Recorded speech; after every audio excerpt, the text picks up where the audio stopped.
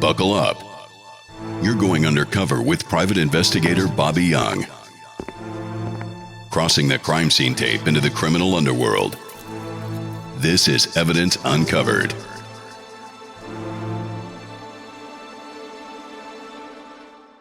According to the initial information provided by Becky Hill, about 20 minutes prior to Hill being assaulted, a quote, red-headed individual knocked on the door of the residence and requested assistance with a disabled vehicle nearby.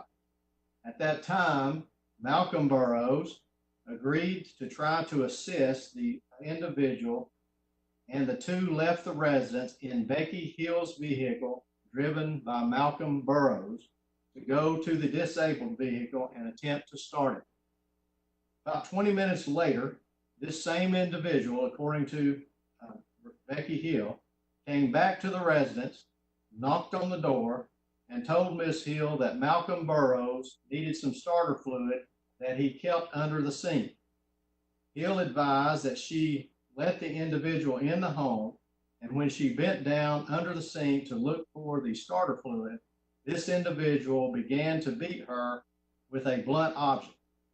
During the struggle, Kurt Braden, Hill's son, who was sleeping in a bedroom, heard the attack and ran to see what was happening according to the record.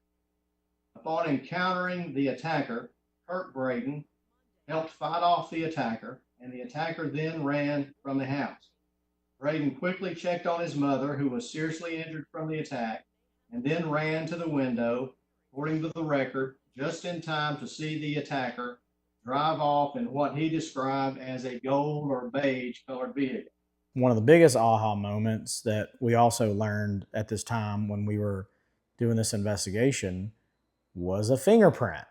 So you remember what happened there? Yeah. And the fingerprints, there's a reason why they weren't determined to match till later, and that had to do with technology and some automated process. What's particularly important for you to know is where they were and why that demonstrates that Kermit Bryson was the killer. We went back and they did have the fingerprint, but according to the people that took it and tried to run it, at that time they did not have the equipment or the ability to actually make it so that you have to have, so many points that match in order to run it, through the database and stuff like that. And they did not have that. And so we had to go to a forensic specialist, and they finally agreed to let that fingerprint be sent so that we could have it tested to see if they could get the points that they needed in order to run it. Yeah, it was re-examined. I think there was a software update within the TBI. And then all of a sudden, 10 years plus later, we're like, oh, by the way, the fingerprint we found on the murder scene comes back to Kermit, not Adam Braseel. Right. So that was a big turning point in the investigation as well. And I think, the people that sit on a jury, just normal people, normal citizens, I'm not saying that everybody watch NCIS or these FBI shows or whatever, but it's just not realistic. Like TV and movies and stuff, it's not what you see.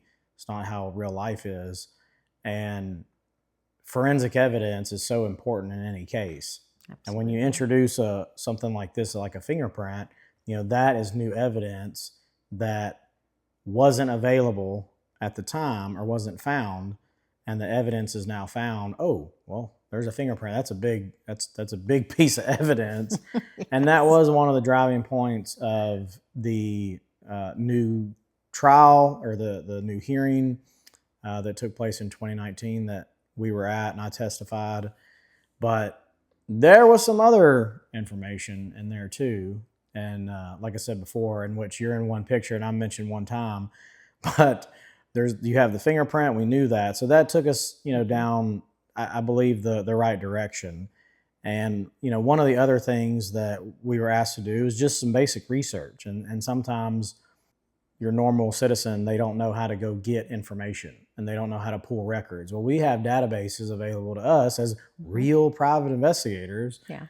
Not somebody talking about a story on a podcast that they have no idea. They've never met the people. They never investigated. They don't know the real evidence. But that's why we're here telling you about it today. So we have these databases that a lot of them we pay for. A lot of them they're open source. And, we're able to run vehicle tags and VINs, even if it was back in 2006. We can see registered owners and things like that. So the attorneys really set it up because they had some information that Kermit had an association with someone who had a gold car.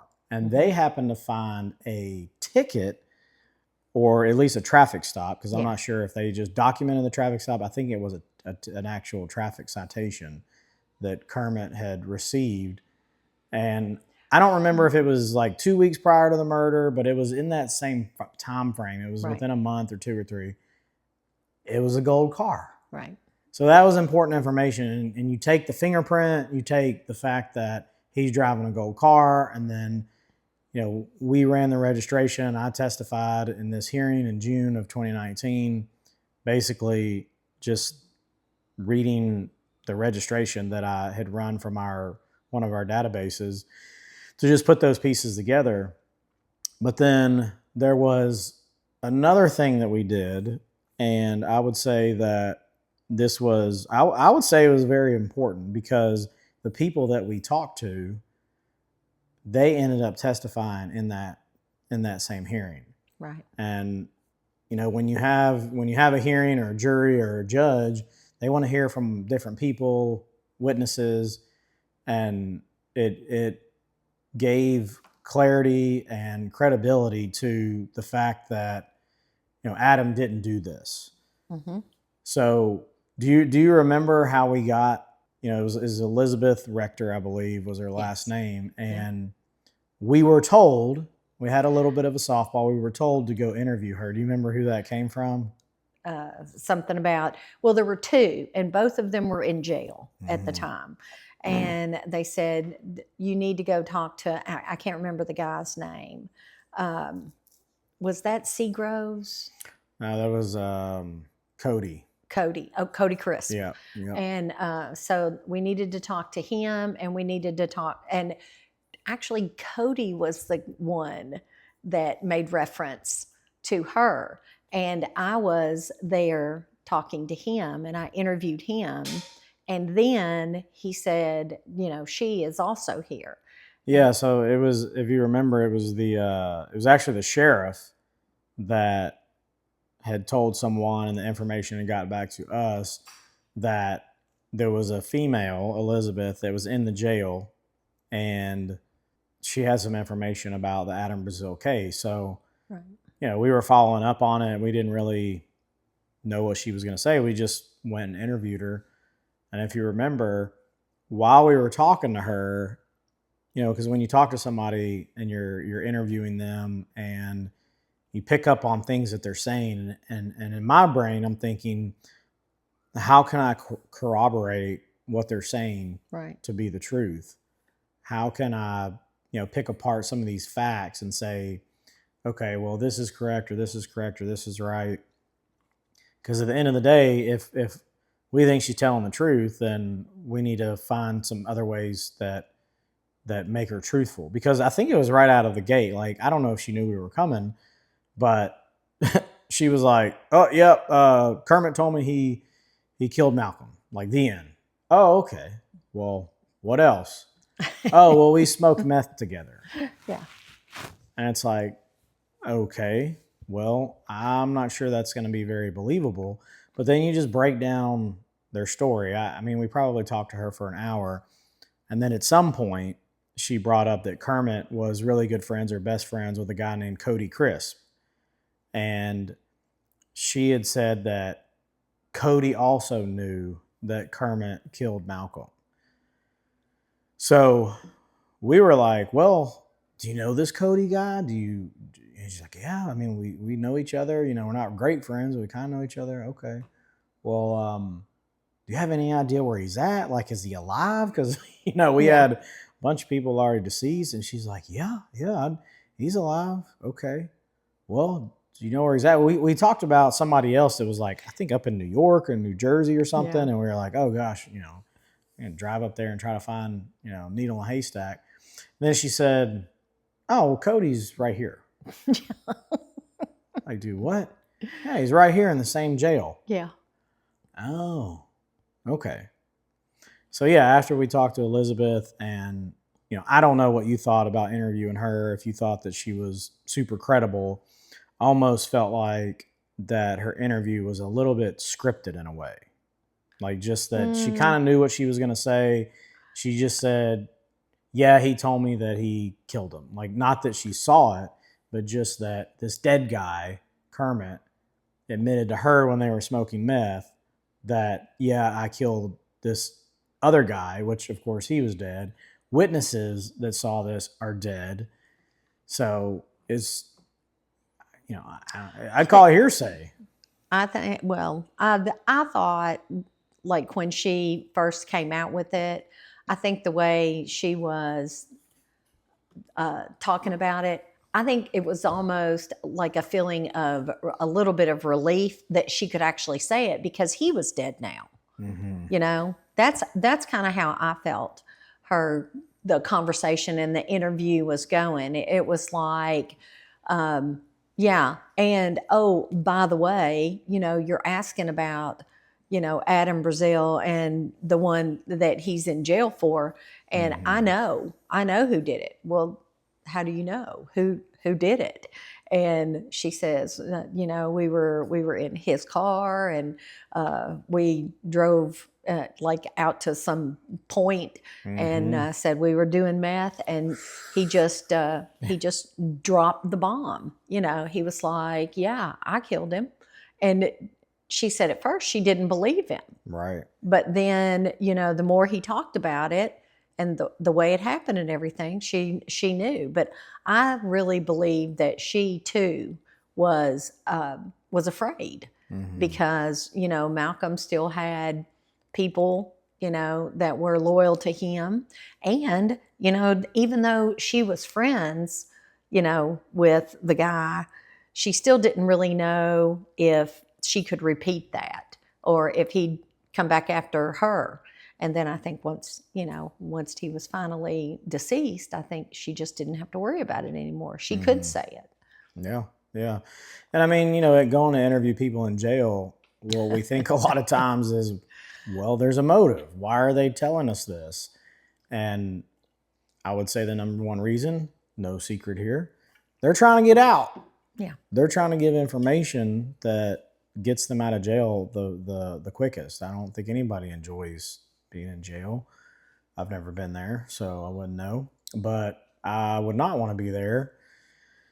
And yeah, it's like, what is her motive? But it was a good interview. I think we accomplished our mission that we set out for, and I feel like we got lucky because with our how many years, 40, 43, 45 years combined, we looked at each other when she said, well, Cody Crisp is in this jail. We were like, yes. Like, okay. Yeah.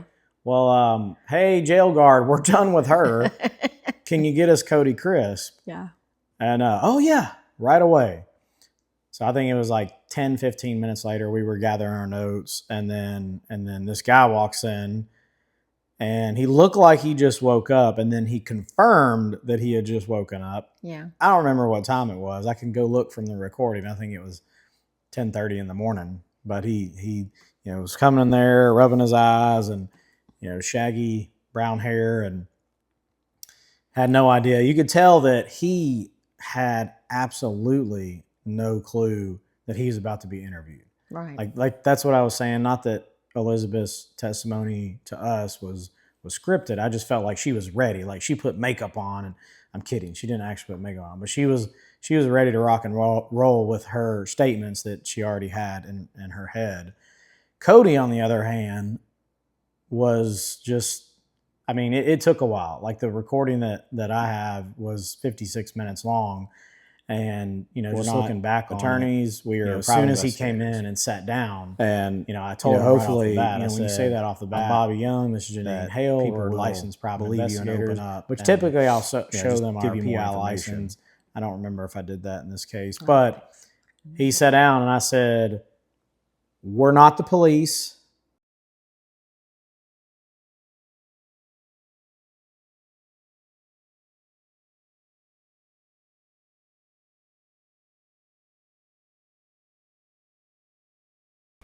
Hey, how's it going? You Cody? Yes, sir. Hey, Bobby Young. Hey, nice to meet you. This My is name's Janine. Janine Hale. Nice to meet you. We're private investigators from Nashville, and we're not lawyers, and we're not police, okay? And we just talked to Elizabeth, okay? Do you know Elizabeth Rector? Mm-hmm. Okay. So we just talked to her, and I guess you look surprised. Yeah, I ain't talked to her in I don't know, years, I guess. Okay. Any idea why we want to ask you any questions at all? No, I just got woke up. Oh, sorry about that. Well, there's a big case that's coming up. Okay, it's got a lot of attention, and there's an attorney out of Nashville that's working on the case, and he called us to work on it. The Adam Braseel case. Yeah, I know. I've heard about it. But Okay. So a couple questions we had is if you were friends with Kermit, right? Mm-hmm. Okay. Were y'all pretty tight? Yeah, we was real close. Okay. Was Elizabeth friends with him? Mm-hmm. Okay. And she knowed him. I mean, Okay. we all run together. I mean, back in the day. Okay. Did they hang out? Like, I really wouldn't say that. okay. We all got high and used together. Okay. I mean, So if she told us that they smoked meth together, there's probably some truth behind that. I guess. I really don't know. Okay. Well, I mean, you just said that y'all Yeah, all. we all run and got high together, but Okay. Okay. what drugs were used or amounts used, I don't know. Okay. Now, what are you in here for? If you don't mind me asking. No, aggravated assault, aggravated domestic assault. Well, what did you think about Kermit? I mean, y'all used to be friends and all of that. I mean, he's been gone for a while, but We've been almost 10 years now. yeah, I could tell that when I brought up his name, you kind of gulped. So He's the one doing all my tattoo work. He's the reason why I started doing tattoos. yeah, He's a good guy, but he's mentally unstable too. okay, He's yeah, bipolar, phase 2, paranoid schizophrenic. yeah. Was he a violent guy? No, No, I never seen him get mad or angry for anything. really. He got a real long rap sheet. So, and then Yeah. he shot 2 police officers. So, Yeah, I don't, but what do you? in 10 years, I never seen him so much raise his voice to anybody. I don't see him actually do it. You know what I mean? It's hard for me to build a picture. No, picture what? Him actually hurting somebody or causing bodily harm or killing somebody. Okay, but I mean, you agree with me that he did kill at least one person, right? Well, yeah, that's what the evidence states, Yeah, and there's no denying that. yeah. What do you know about the Adam Braseel case? I know that Adam killed Malcolm. Just by hearsay from what I've read in the papers, Okay, on Facebook, stuff like that. But other than that, I have no clue. okay. Have you heard that Kermit may have done it? Did you hear that? Yeah, I've heard it. But, people talk. So that's just sign a word on the street kind of deal. Yeah, it's just people, reminiscing or starting rumors or because they favored or looked alike. Yeah. Let me ask you this. I mean, you're redheaded, so I know. I don't want to get charged with nothing. So, let me ask you. And Malcolm's gone too. You know what I'm saying? Mm-hmm. So it's not like we're asking to snitch or anything like that. But, did you know that he was a pill dealer? Malcolm? Yeah. Uh-uh. No. Okay. Because it seemed like the quote unquote the whole town knows that he was a pill dealer. Kind of. Yeah, I had no clue. Well, what do you think? Did you know Adam at all? Mm-mm. No. No. I've met him at the old jail when they brought him in and then took him back out, up through the bars. Yeah. That was it. Did you ever talk to him in here? No. Or no? Well, I just wonder, I mean, just from us looking at it, now again, we're from Nashville, so a little bit different. Yeah. But we only have the evidence to look at, and there looks like there's a lot of holes and a lot of questions unanswered. Do you think that if it was possible that Kermit killed Malcolm Burrows, that she would know about it? I'd say yeah, but I don't think it's possible though. Okay. I mean, I just can't see. You know what I mean? Yeah. I don't know. All right, back to Elizabeth. Do you remember what kind of car she drove around that time? Oh no. No. I had one too many pills and one too many nights out since then. What's kind of the drug of choice that's up here right now? Do you know how Kermit was able to get a gun? Mm-hmm. You do know? How did he get it? He stole 2 guns from me. He stole them from you? Yeah. So the ones that killed the police officer? I don't know if that's the ones he used to kill him or not, but I know that he stole 2 guns from me because the TBI still got them. Oh, really? A 38 Special and a 380 Gymnast Are Arms. they ever going to give them back to you? No. The head leader of the TBI, Who's that? Roy Sane, Okay, yeah. yeah, he's friends with my grandmother. Okay. My grandpa was sheriff over here for 16 years. Your grandfather was the sheriff? Yeah, Billy Jean Reed. Do you talk to Elizabeth in here, or do they keep y'all separate? Oh yeah, it's not happening. Well, she just said she wanted to get some stuff off her chest because it had been bugging her for so long. So, That's crazy. but she's like, because we were like, well, we need some people to verify that y'all even hung out. So, I mean, you know, again, this guy could be locked up. And we're not saying that Kermit did it. We're just Right. saying that... I mean, somebody being locked up in prison, you know, Right, falsely accused. right. It's been 10 years. Mm-hmm. Exactly. You know what I mean? I mean, that's a long time. If the boy didn't do it, you know what I mean? Mm-hmm. That's a long time to sit in jail for something you didn't do. Yep. That's I mean, what... if I know anything that can help him, I mean, I'd say something. Because I don't want somebody to speak on my behalf. There's, as you say, rumors that Kermit actually had more information about it, and that about He had more Malcolm's death, Oh, and that he knew that someone was paid but Kermit knows somebody was paid. to kill him. Yeah. What would you say to that? Did he never talked to you about that? No, man. He ever talked to you about a doctor? No. Well, I mean, Kermit had to drive something. I mean, surely he didn't take a 3-wheeler all the way around Grundy County to go. You know. I'd be surprised. As long as I had a 4, I never would have got a DUI because I wasn't on the car. Would there be anything to gain if somebody would come forward now and say that he did it?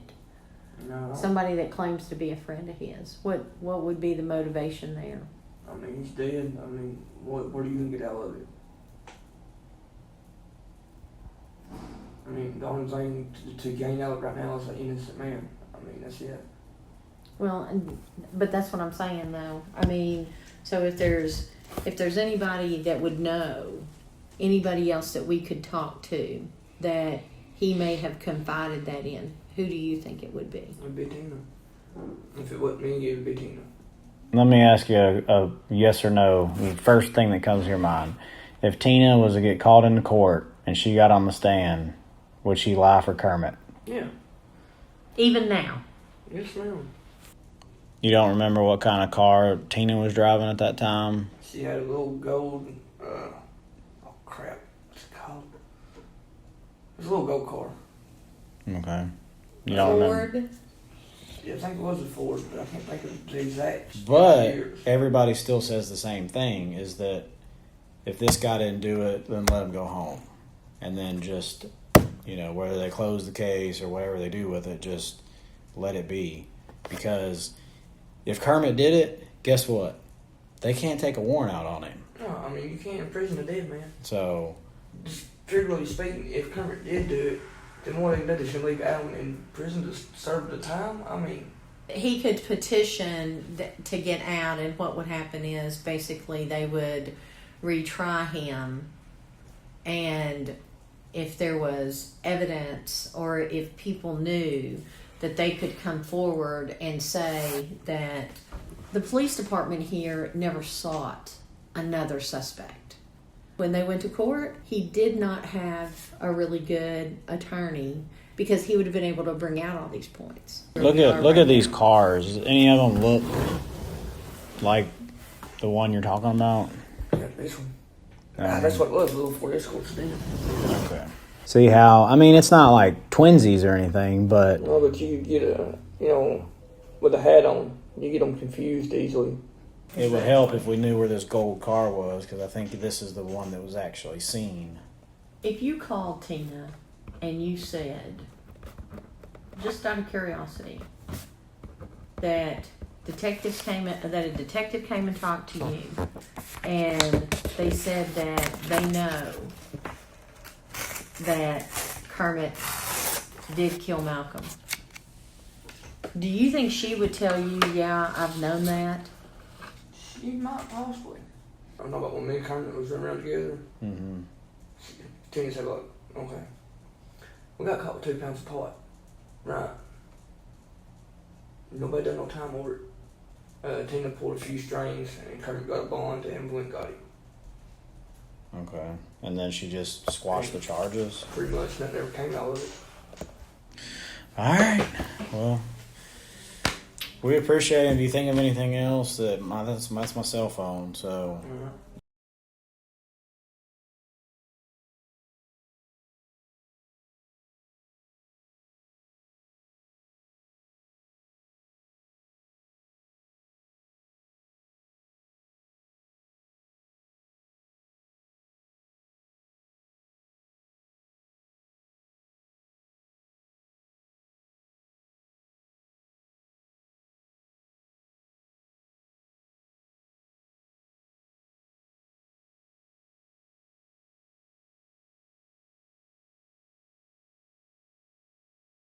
and it took a while to really get this guy going. Like, you kind of butter him up. You see on Dateline and all these things how people talk to people, and you got to build a rapport. That's no secret. We threw him some softballs and talked to him, and see how truthful he was going to be in the beginning. And it really started out like, oh yeah, well, I know Kermit. Yeah, we were buddies. Well, do you know Elizabeth? Well, not really, but we all smoked meth together, and I was into pills. And okay, so you're into pills. Well, did you ever deal with Malcolm? No. It's like, I'm not sure if I'm believing this guy, because supposedly Malcolm was a big pill dealer, and here we are trying to talk to this guy that's half asleep. And then, but eventually he gives us some information. Now, Cody admitted that he had heard that Kermit had supposedly killed Malcolm, but he wasn't sure. I remember Cody telling us in the interview that Kermit was a nice guy, that he had never seen him get violent at all. And it's very contradictory because he had a long rap sheet. I think you were explaining that to him. Yeah. You told him, well, that doesn't make any sense. So I think, being nice to the guy and building a rapport, and then kind of like calling him on some BS, he ended up opening up. But, one of the things that I took away from that interview was that the gold car, he confirmed that Kermit was driving a gold car around this time. And I thought that was very helpful. Maybe Cody didn't think it was very helpful, him verifying that, and then also matching that with the traffic citation or ticket that was given to Kermit while he was driving the gold car. Right. It was like, it's literally like a puzzle, and you're trying to put these pieces together, and it was one of the puzzle pieces. I'm not sure exactly how we convinced both of these people to testify in this hearing, but we did, and it was probably you. You probably did it. So you probably convinced both of them. But in the hearing in 2019, so I testified, and it was some very basic information. It was that there was a gold vehicle. It was registered to one of Kermit's associates, that there was a pattern of Kermit being in the gold car. Also, that we had interviewed Elizabeth and Cody, and they gave us some statements. And then also Elizabeth testified and Cody testified. So I was a little surprised in the sense to see them both testify, but it was also nice, I guess, nice of them to testify, because typically that doesn't happen. Right. Typically these people don't want to cooperate. Well, now I think originally Elizabeth was trying to do anything she could to get moved closer to her kids or something like that. And so I think in her, talking to the people that were working in the jail, somehow she told them that she had information that, would that help? Would that give me, any kind of leverage, basically? And I think that's where that started with her. Now, Cody, I think he just really, like you say, he got blindsided. He didn't know anything, was coming up that was gone. It was over.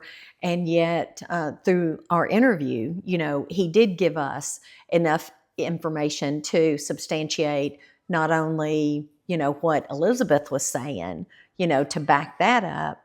And then all of a sudden, you've got two people that were not, used or even interviewed, in the first trial. I mean, all of that information was not utilized or anything. So it made it really easy for us to come back and say, they never even interviewed these people. And yet, now we have information that could really turn this case upside down to prove that it wasn't him. And the suspect has actually admitted to two different people that, yes, he did it. He is the one that killed Malcolm. So, and I think especially with them saying that out loud in the courtroom, for the judge to hear and everybody's kind of going, whoa, this is really, really happening. So. Yeah, and we got to a point, like, we obviously don't want to be working a case for years and years. Like, we want to work quickly, efficiently. I mean, at the end of the day, we're running a business where we need to be paid too. And we also don't want to run the bill up. And knowing that, we're leaving from Nashville, we got to drive to Grundy County to get there. That's where everything happened and occurred and all the witnesses. So it takes time. And, I don't think people understand all of the time and effort that goes into cases in general. And obviously private investigators, there's good ones and there's bad ones, just like in any other job. I think private investigators have like a cool title, or people think it's cool. And I know we get applications probably weekly where somebody says, I'm good, I'm an online sleuth. If I hear that sleuth word one more time, automatically out, kick their resume out. But it's a tough job, and you got to have a knack for it. And like I've said before, with all the experience that we have in interviewing, getting both of those people to testify was so huge. And then at the hearing, I testified, Elizabeth and Cody, and then there was a retired sergeant that had some additional information as well. I believe it was in regards to a wallet, because this whole thing was set up that Adam robbed Malcolm.